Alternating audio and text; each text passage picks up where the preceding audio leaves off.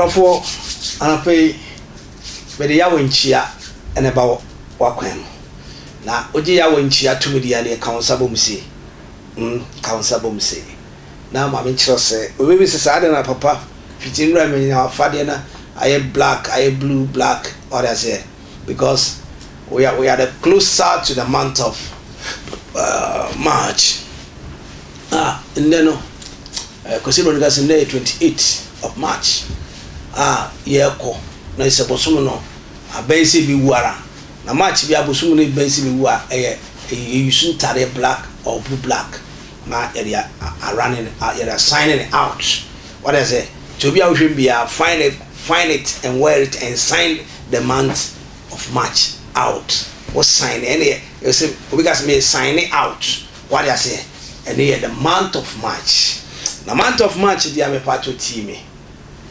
esu ede subonten so ana esu ede kuruja no asembia ba ote no ebu asoche no ebu asoche a e pato tie nipa kona esu ne ya sinfi de ne de yiri u ebu asoche asem ha asemiye hi asemiye bufu e pato o kona ja to ball mbola kesi mu a o se ne ja ifiri fa e hit aye de koma bola no e na di ja atom na ehye obi ankope Manchester 2 mu obi ankope bibian 2 na mu se hu se odi fa kwesi atwi back to back matrase na me di hit me di ja ene e bade a asemba bade bi na asemba bade bi dia e be hyehyew se meko odi for back to back e be hyehyew ya na hyehyew so dia unyo ogefo na ogefo so beba butia age se Kristo na Kristo so betwitwa agewa age so ne pa edi nkomo tiemiye high attention TV attention TV dia na ko University Foundation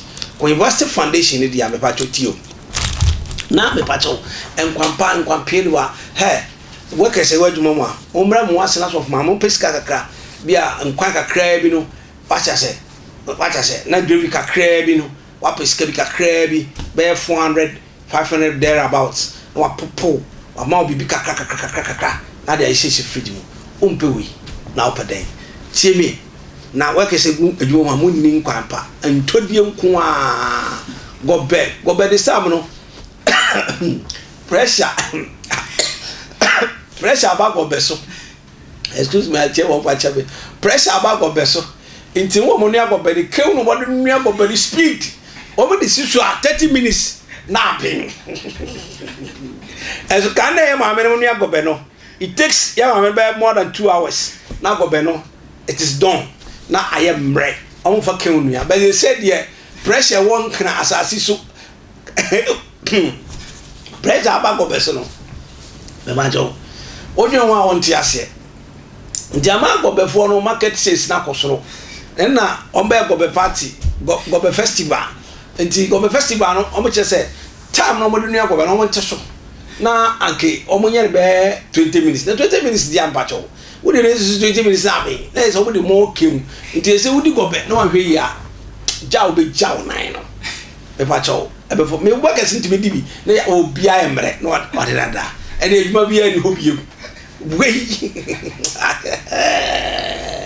what mre ade asema wodi gobe etie ya research no ana me hu say the deepest research is what any gobe na mode keunua no nti besramo ya ma amno gobe yenim say aye high purchase aye high rate nti ye besre we call we blog our sa aye high rate oti esramo momma ehon mo dem for 2 hours mo sori amache be ayi mo sori be 5 o'clock am dey siso nti am 6 7 8 9 there about na go be no I would have say 8:30 na ka aye don and am sori 4 o'clock mo be siso na hunya mre can we mo reduce because Ghana for say no o me no adi nti obi ad na ni a kire go be se go be su ni dia na me pa chow and there's a crucial interview yebeye na yaka ho asem na say it be kan yadwene echi nipa na anapai Maame Ng3g3 me am papa prophet Jonah Jiru apia akaboa the 10 and I'm retired oba me chiao na Maame Ng3g3 Church of Pentecost odifo amel papa owa afrawa mechiawo nyankopon ene maame onhwe mo so da ma rose maame odi for me ho na me hirawo nan sen ana yenya ntie bi se ya papa Owusu Bempah ene ne ho asem na me bekan nipa bi tumi de papa ya ise biscuit and we were in left and right. Okay. Now say on na na bra kranya kaskasa. Ama na di na chi beche hweme ha. Na hweme ha. Hweme ha. Na hweme ha. So mi ha. Na so mi ha. Na bra no ogina ba frum. Di so mi ha. Na so mi ha. So mi ha. Na so mi ha. Na wi no singige benya body we. Ode ne sa so to owo so eto ne kasa. Na bra mi chiawo. Ose etono ekasa na mi se chapo susu de oduabu we nti oyiri wadu ayo na so camera mu na wo twa na se wan anana na so camera na oni ho because everyone se na tumi di nechi so be ha na so be ha so be ha na so be ha na eno na mi ho ameti ase na obetiti won ma Owusu Bempah enen de na bisa na ya na ka so Owusu Bempah is a man of God. Aye nyina gitum ye claim say boldly papa is a man of God. And we all expect that grace say nyankopon man ye dey emra ye nsuso ye nyini nkodu sa grace no na ye guso aye ye kakakaka ye mpre ye na we po akoda na bra betiti won ne dey say papa me pese be no baku papa nya wo ye ma ye nyina wagigi ni nyina o ba bia dey kodu nyina ska de ma wage ka de ma wage papa me ni mi ku e champon a be ma bia de be ma papa bia de be ma mu ye ten be pa chona na kan na brown ne kan na fofi antoata eno akoda o na dwene no o hwe stamming nyama o de baba ma me kura me di for me kan ho asem na wei ena akoye fra na Amankrado yi di ti se ayi wo mafun Amankrado o titi se wo mafun na abehyu se beko wo Amankrado abehyu na nse yi woni agrada didi nkomo awo so o pa agrada nyina agrada yi ono so yi ni to ho a oba kokko to ho obebu ahwe ni ku antime mu ahwe wo Amankrado so obebu ahwe yeso o ma pa be shi o hwa obebu ahwe na bra kwa wo mu kra eya kono se agrada to ho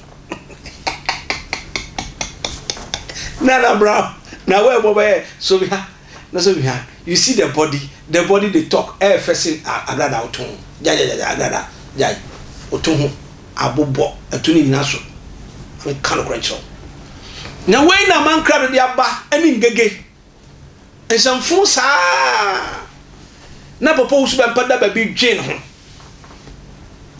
na Amankrado di apase papa Owusu Bempah enkwadu ba bi isala amobekeka isalech se oni na bra twempra me susu ni se na bra oni Owusu Bempah twempra I know na bra na papa Owusu Bempah afana na bra se ni aketwa at least na bra he scan na dade a o mani bi na nsia na bra kasa yo papa kra scan de man na dade ni wache na de nti papa mo asom nyo ni kura champo be man ni sisi mo den be mo otimi won se woma na Amankrado so ani ti kufu se woma de wo fufu ayare get no ensam fun pa ko we no da nkwa sese mo panitrim why se huriye why se abo abayifo akrobati se we date rush for me chiamwate me wa se mbiko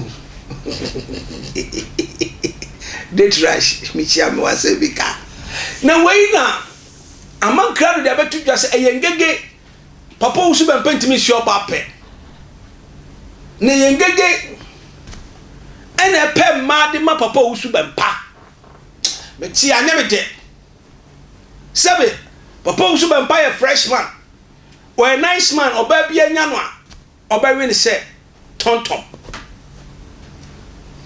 now ngege chabrochire eye de no tumi ye dai de ma papa Owusu Bempah papa Owusu Bempah o Ghana ha ana oba ware ya sister yi akoto betisi so okofa kasaprako wiwi bia na to se papa de ono mpe market wa I know my father. He doesn't like small things. He want the boom chow, and your friend boom and chows. And see, ya allege say odina na brakwada no na me gidi anya dida. And I'm saying no. Papa Owusu Bempah is a man of noble person, respectful. He have members under his arena, under his church. People respect this man. He have a word, he have a prophecy spirit, and his spirit has grown beyond the world, and he sees and pronounce. Oh, now I can. Now why? Amankrado kwasi so abakani. Na ni pepe sire tia na yase. Se ngege no ho ba na ye. Obetima be pa oba. Ali ama Owusu Bempah. Na kwasa sem we na meti yam so Amankrado be hihim semeko. Aba hihim semeko. Gana ye sha so fu ye nyegya ye ho kura o. Baba spirit be say, ya me fa nkawi. Wo se ye nyegya ye ho. Mo ti Ghana ha Amankrado. America Maame Vice President abechiri your president on the lesbian gate to no Ghana e honto Maame President ye to ayekoku me kura yese mo koku adura anka koku agye to boso ye mpensam fu bia na Papa Owusu Bempah bepe oba so 14 hu ni say bepe oba anka Amankrado obaka jisengege na bepa ma na so far Papa no ni taste na no monyum oya anopi. What are you talking about? Somebody respond, what are you saying? And no na give for mattress and a pen and make it and make catch a man comes a message in Sebeku. Then you pay patient as and raw I see. Pass some more. Amankrado, I'm warning you. Amankrado show me a father also. Me did your deal for back to back. I message you Sebeku. Amankrado, I'm warning you, Father also. And Kabashi shoes and both spiritually and physically. Mama Ghana so for Yedida. Yedida Swa. Mama Yahonye. Papa Owusu Bempah, people understand that this man is man of God. Preaching the gospel, sharing the news, calling the people who are lost to give them hope.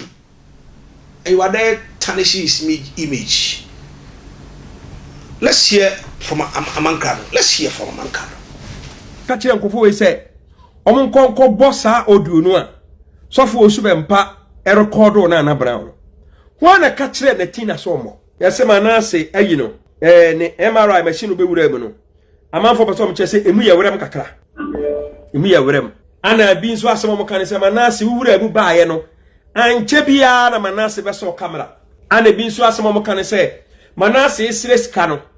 Ano bi ko commentate ka say Manase when you cannot be trusted. Ana Manase bufu se wo didi na tem.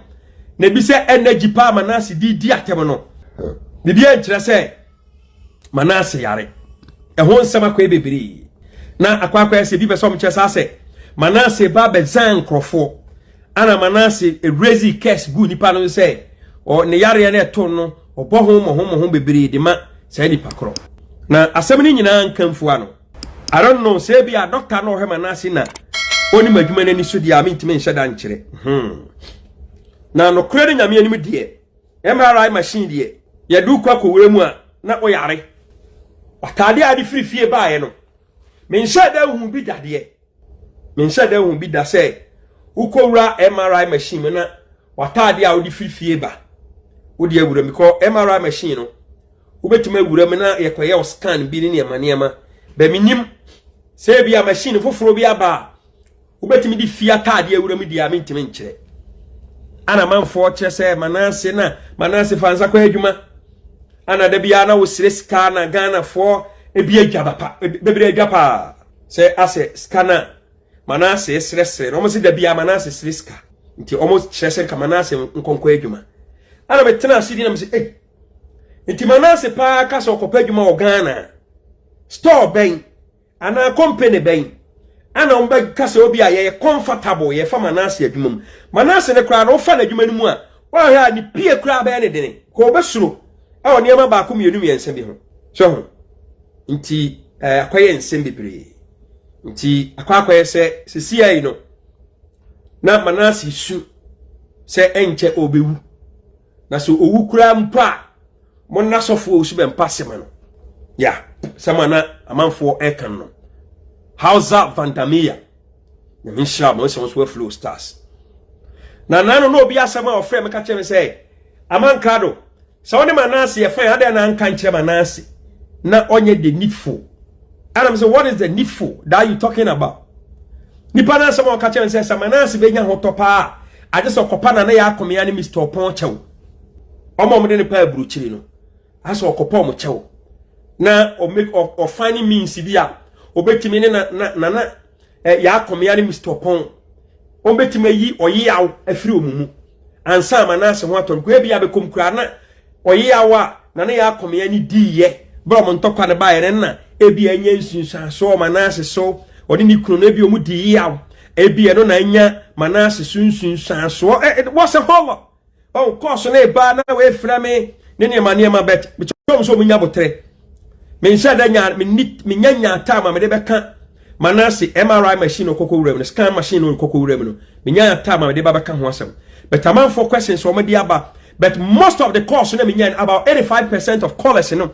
and some more can say Amankrado ene Manase nkasa na nka Manase ompa na ya akomea chew ko omuhu ni se me se na ya akomea ni kunu na diyawo ko se on Manase ne na ya akomea mo ntokwa na ba on se Manase no munya ntokwa ma tanie bi koso kwase ase ne baafo ne mania bi kokokoso ema yese na ya akomea ni diyawo according to sources so ema ni kunu nsu diya de ne hye wo se oma boa Manase na bibi sa aba nti amanfo asemo mo kan se ebi asa yaw no ana ebi ama Manase niema bi nkoyie ma no I don't know, this is just a point of ayibi a me put you across before the show starts nti nsensamo a weekendi aba fa fama boboa no ebi no ana ebi nso nsemo busa na Amankrado na Brown oni sofo Owusu Bempah record ni nso so ho nsem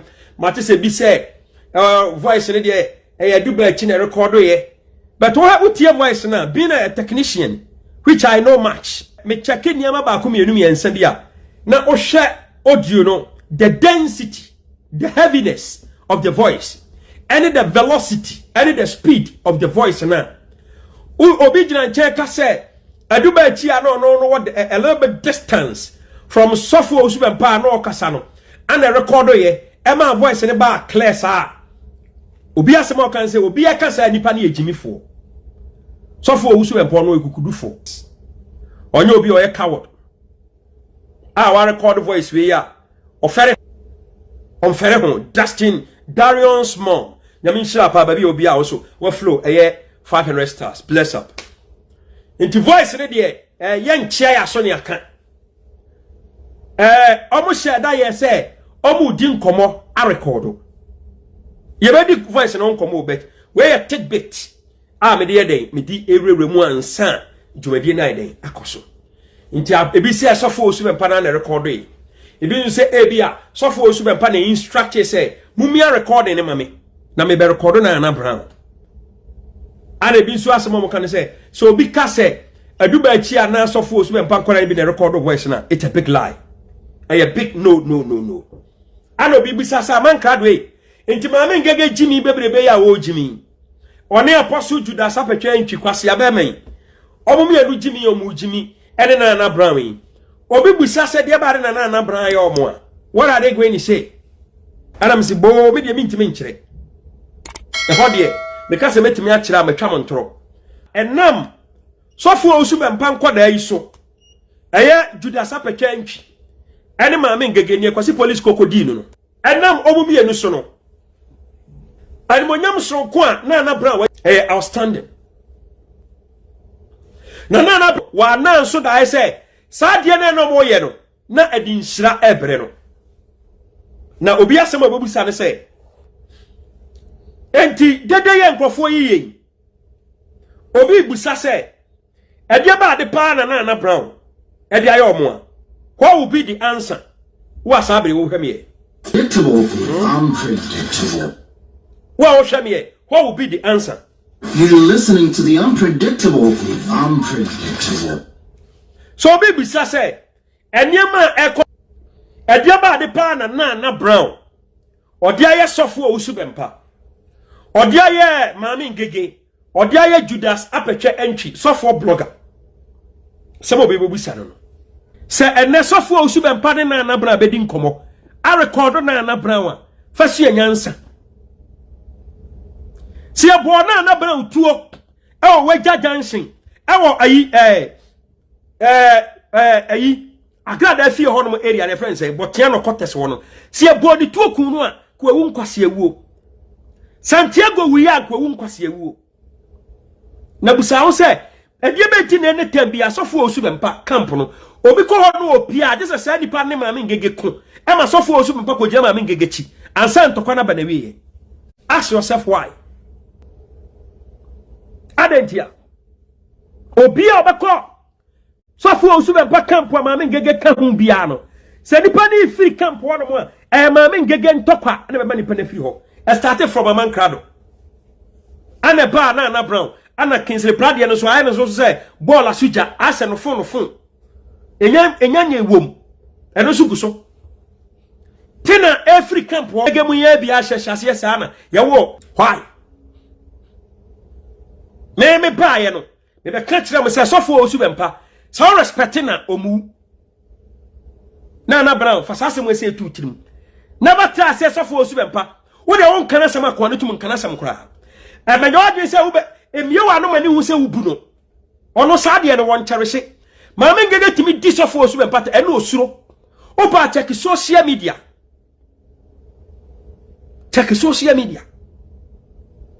nipa bia omu sofo Owusu Bempah bia sofo Owusu Bempah suro no omu a omu bu sofo Owusu Bempah no o take advantage of them.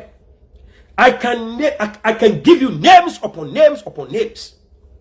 That man was a highly ungrateful man of God. I'm talking from experience. Nipa wajina sofo Owusu Bempah chi enne wanya hodene ma otimidi ye ne mafia works me Amankrado.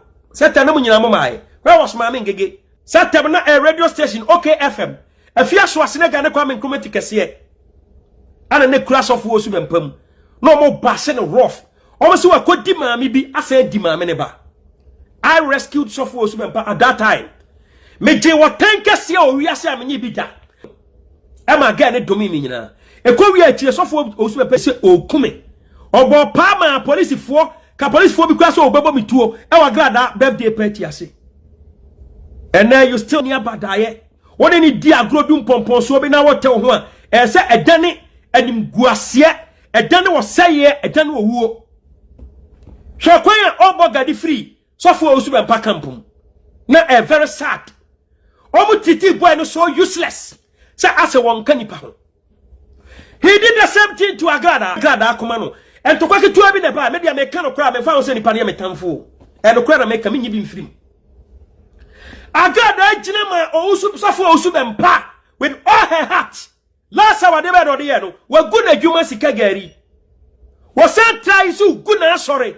Wo yusu ngege na tin no. Wo di gu na sorry. Den time sa attack ikoso. Na brand ni fresh of Owusu Bempah ka chenza papa. Tokwa na yakunu edu ba bi a yensuro dan ya de ko na dwuma ho a yensuro dan na obi nim da ache asem eno sofo Owusu Bempah blocko na brown 2 weeks sa na minim se na brown nim se sa bre we se ba bedu mom di bia ba ye na dia ti na no defend Agrada na brown on do ba mpo etwa no a sa wo attack se wo ye bibia o de begu nipa na dwuma one try bi da ko kan bi one day sofo Owusu Bempah so on ti bi da o blocko ga ni 2 weeks. Dana na brown kasem all kan osu. And na sofo Owusu Bempah te Ghana ho. Wa se social media ntokwase ama ne voice abeto bon. Wa record na brown life and colored. Na brown ba respond se see ya. Police fo bi omo nwen kwachiri. Ama maje so be mafia na brown because Ghana ye ne dia. Me ka kire mo da bi am ntia se. So for Owusu Bempah dey ma in social media. Ghana police for bi hu ye o. Opa Manana Brown kana ho. Obenya police for bi o madwene wo fom. Aye madwene say omokwa akọ mafia na Brown. Ghana e favor ni pabi. Yes. Na papa no eniema na ode nkwara ni jimi social media odu omachi a wa record na Brown beto Facebook live no. Sana na Brown so pia bonten. No so mafia ye adwuma. No so kire ne niema. So for Owusu Bempah benya police for. Ghana police for. Adi na chi. Nipa ne tie brochire obenya migration officers ya ebia jimi disturb nipa no airport because oye suffer Owusu Bempah ni aguni pere ni mo ase for shege reasons and then mahu ni suffer Owusu Bempah tachire aya de ya na Brown and then the voice ye pia bonten o when the voice ne come na tina kwasea no suffer Owusu Bempah gina ho one na kasa the voice loud o ma record na Brown. Yes. And then Maame Ng3g3 say, "Wono no betime de oba we say amasofo Owusu Bempah say, Papa Dino, me bo voice ni nyina. Ene, akron be de dede. Wa gusofo Owusu Bempah ni mo ase. Wa bra papa di sunsumu ase, Maame Ng3g3. Sane, we are sorry ba na sofo Owusu Bempah de ne say to so a. Obi be ka say o kese in disguise. Ko Ng3g3 hunu papa ni ntwom. Or the ma susuno anyhow. Or the ma asusuno anyhow. Say obabia obeye ayibia no. Papa memwe dino. Yes, very bad. Ema. So for Owusu Bempah Maame Ng3g3 papa na nimu atofom say tebem or the atu binim. Ene loopholes wa e wasa ne sisi amba be drop no loopholes wo mbaba me kan no kura ade a kire wo ne fa se wutirim unipa bi a wutie me na Brown ho ga no nyame do no. Yes na ade ba tina o mo ne na eko a na Brown say on support agrada na agrada still agrada da se kromfo to on support no. So for Owusu Bempah say one tiase. Look at this scenario. Anya so for Owusu Bempah Rebecca say agrada ensa kirae into amakwan ma ne ntia sori. Eti ene ya agrada aka so ne nkumbiom ne de. Waje atumi say agrada asa kira na. I siege. Not I'm hating, I'm fire Amankrado just like that. With this kind of utterances, dirty utterances words. And rubbish garbage utterances words like this. Talk about the man of God. What are you talking about? I attention TV what? Attention TV media. Bring your comment. Show your mind. Understand and feel attention TV. Just share the video, no? Like a comment, no? One share man koto Amankrado say Ghana so for ye jayo. Amankrado kra when receive Owusu Bempah sikada. What I say? I know you want to agree to Owusu Bempah. You chop his money before. And then no. Or for we did for too much. I attention TV. On your missus no yam to me. And count so share or jebre. To was na share video. Na like page what when you be sure. Makraba bye.